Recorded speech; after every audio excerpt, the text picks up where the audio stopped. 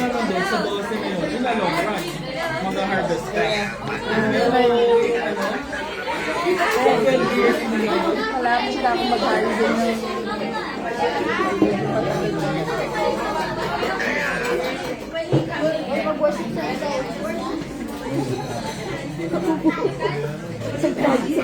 pa.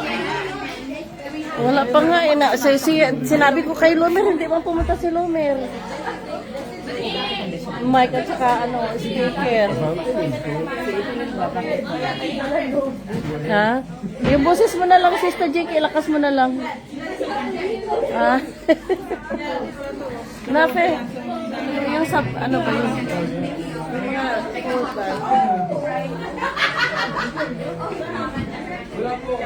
Tanong ka lang, tanong mo kay Sir.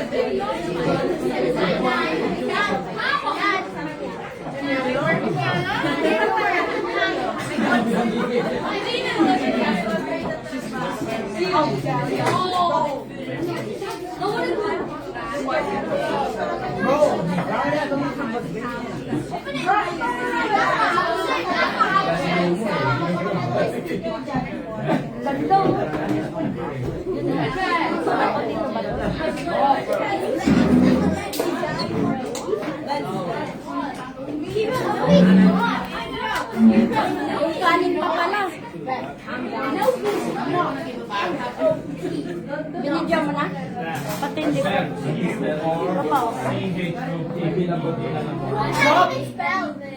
Ate, sige, get na. Labas ko pala muna yung kanin. Sandali. Yeah, pwede yun yung talk. Ate, Jerry. Who is that? I'll be talking about it. Hey, animals can't talk. Guys, yan po rin. Be quiet, we'll get started. Okay. A blessed good afternoon po, everyone. As we celebrate the faithfulness and goodness of the Lord for Ate Celine's 30th plus 17 years. And let's thank the Lord. He gave us this big opportunity, a milestone to Ate Celine. To be with us and celebrate with us His faithfulness. And let's open the night with an opening prayer. O Lord, we magnify your holy name, O Lord Jesus. We glorify your goodness in the life of Ate Celine, O Lord. Yes. We thank you and sa araw na ito na pinagkaloob mo sa kanya, O Lord Jesus, Lord, with your faithfulness sa kanyang buhay, sa pupo ng kanyang pamilya, O Lord, we glorify your holy name, O Lord Jesus. As we celebrate her 50th birthday today, O Lord, we bring back the glory, the adoration, O Lord, sa ginawa mo sa kanyang buhay. Yes. Let us sing the goodness of God as we celebrate the birthday of Ate Celine. Let us sing. I love you, Lord.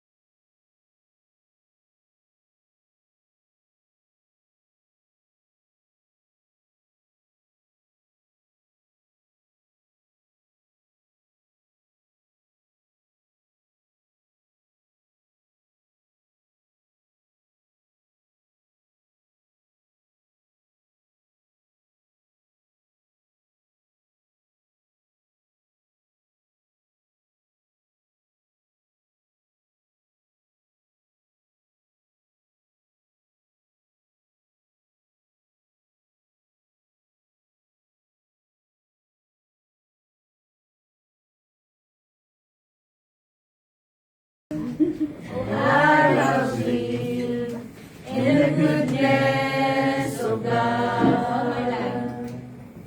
And all my life you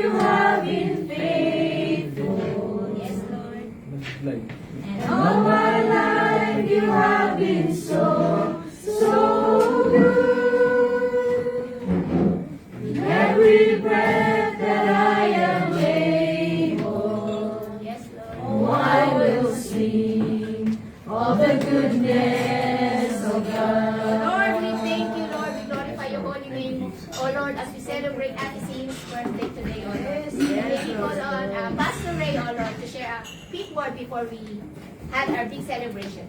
Amen. Amen.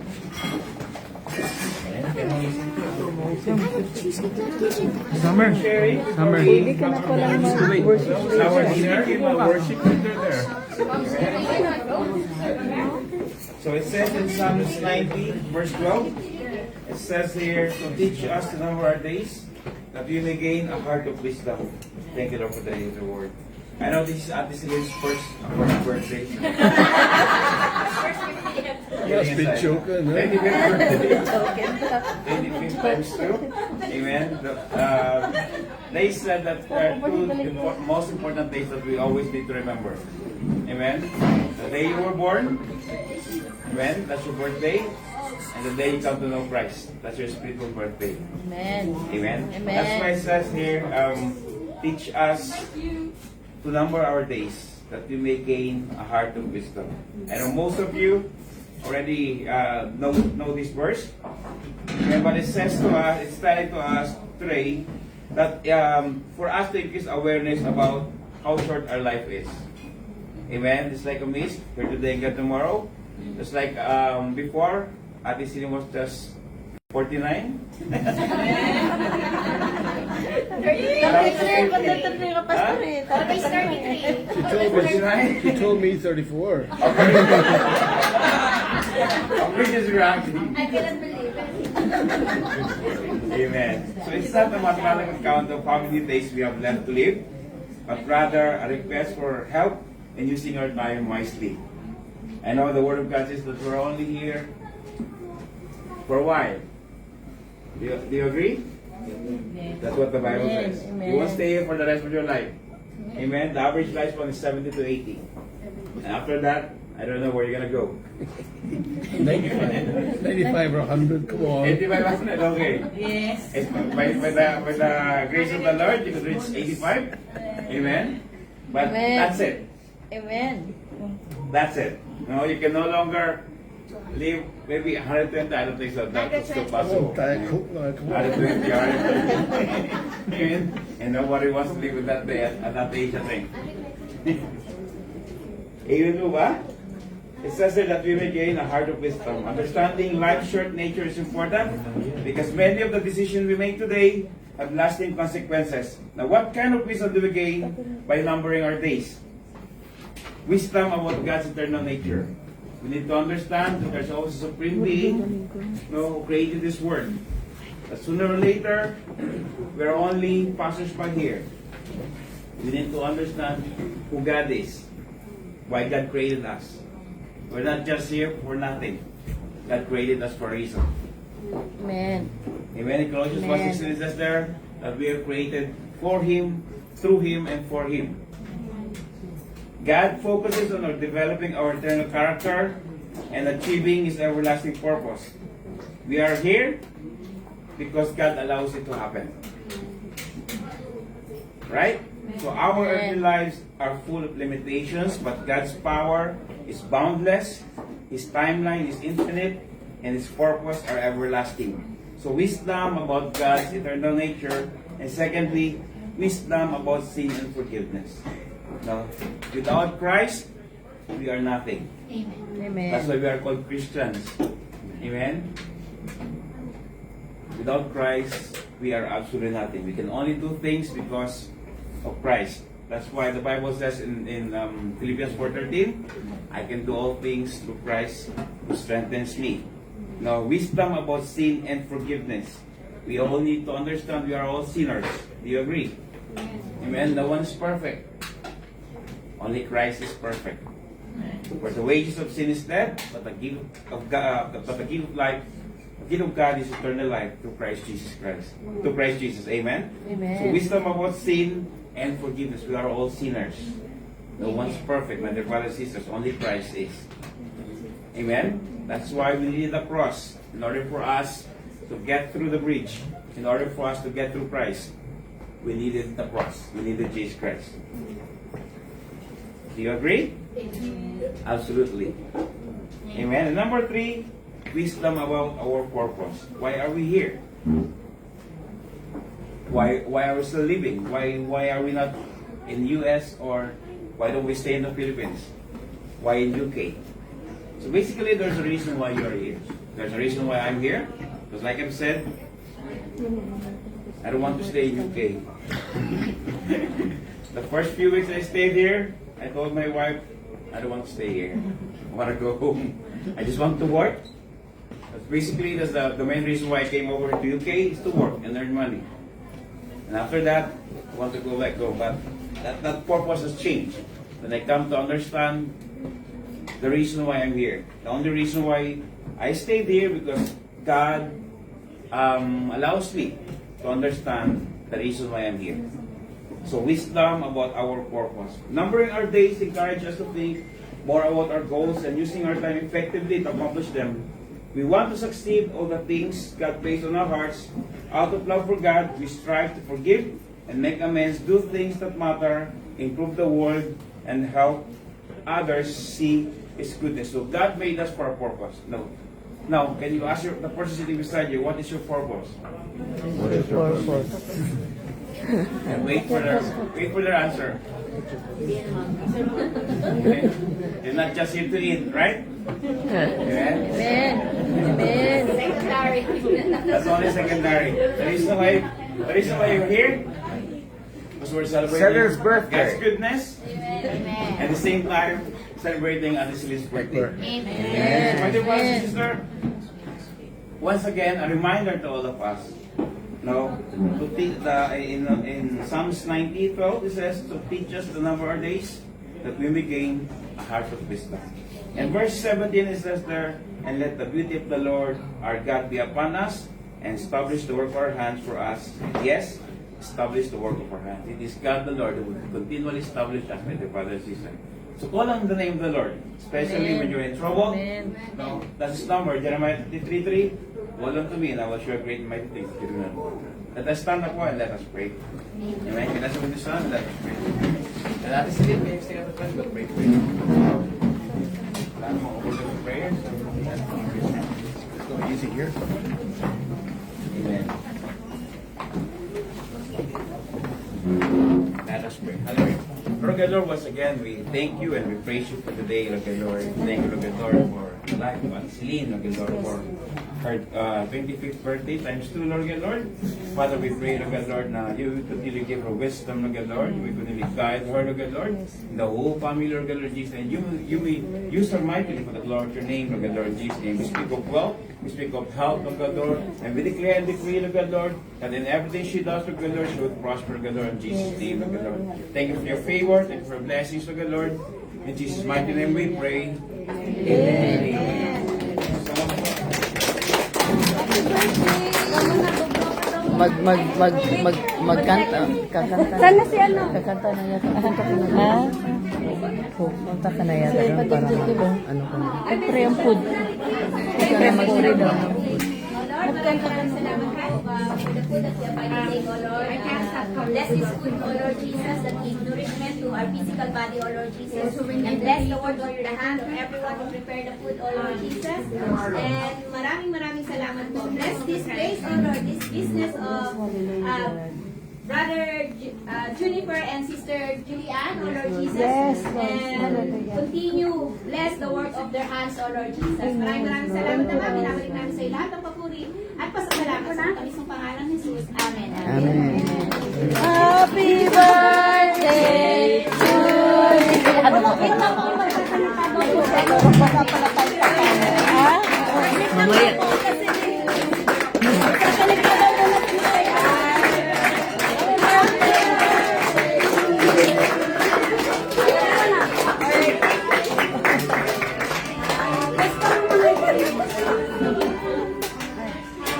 Kaya na pala. Happy birthday! Happy birthday! Sabi mo magsasalita muna. Sige. Magme-message ka daw muna. Sino?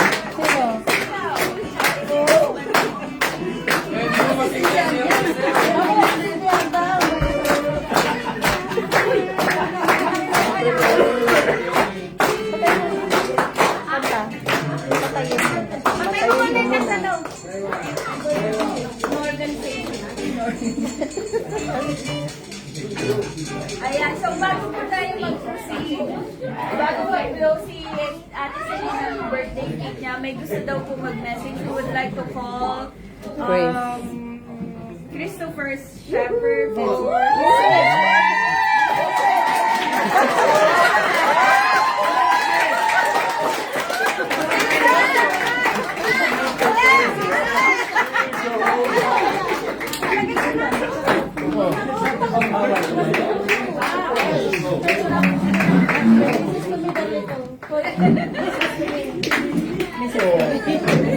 All I can say is happy birthday to my dear wife.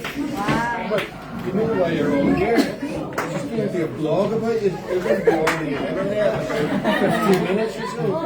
So I hope you enjoy this moment. Kuya! But thank you all everybody for coming and making it a grand occasion. And I hope you all enjoy the food.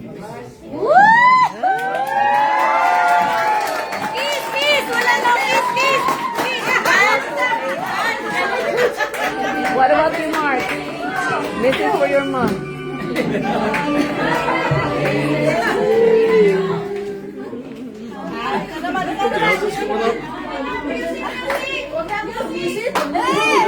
Maghintay ka dyan. Happy birthday to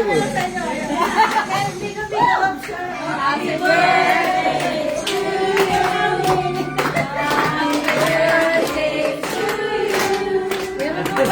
to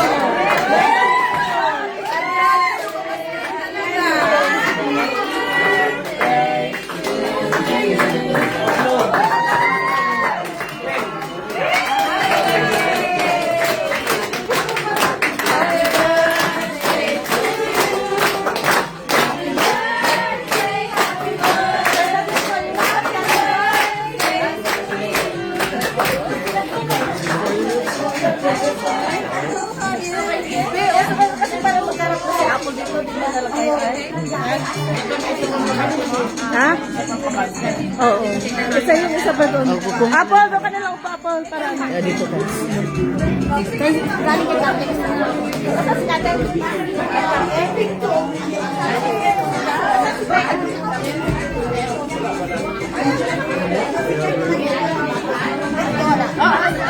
Kasi pa na lang siya nag-isang. Para kay Adrian. Meron! Meron ko sa alam.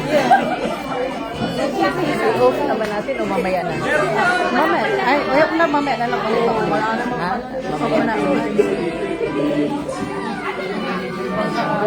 Maraming dalan, di ba? Paano mo sa ito na isang mag-video? Wala na may ano ba yung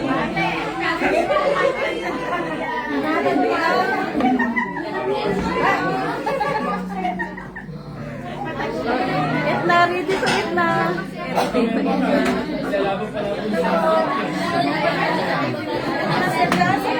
Sergio, pwede na sila kumain. Asan ang plato natin, Sergio? Ay, tayo dada sa ating karto. Kasi nag-pray na Parang sila. Try na, okay.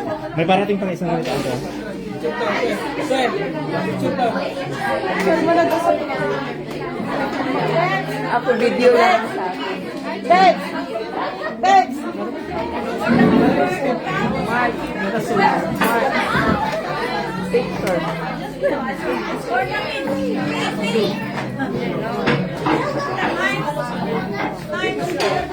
Bakit to?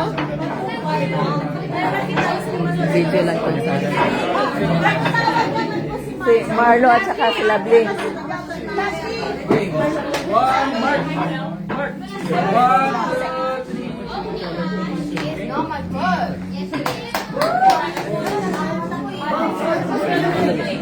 Tawagin mo daw. Lovely Marlo.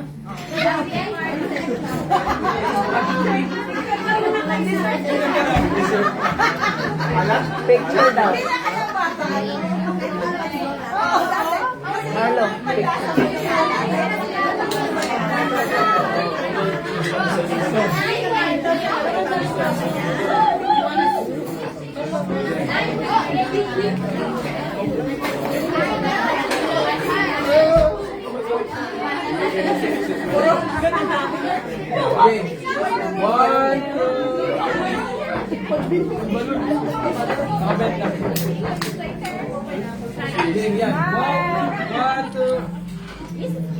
Can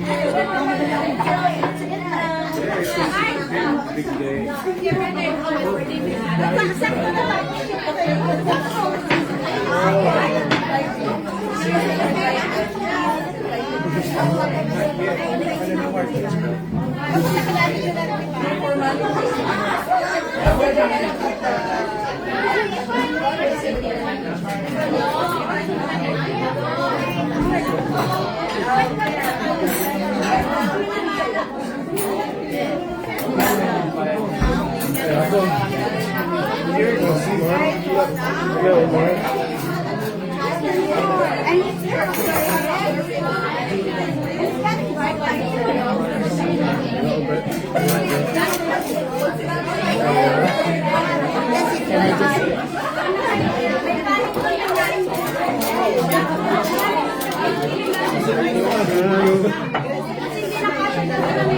Ayos.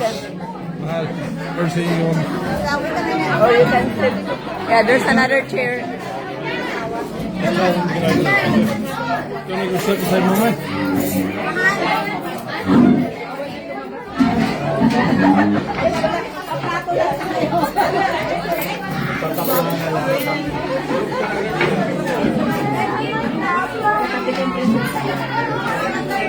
Natulog.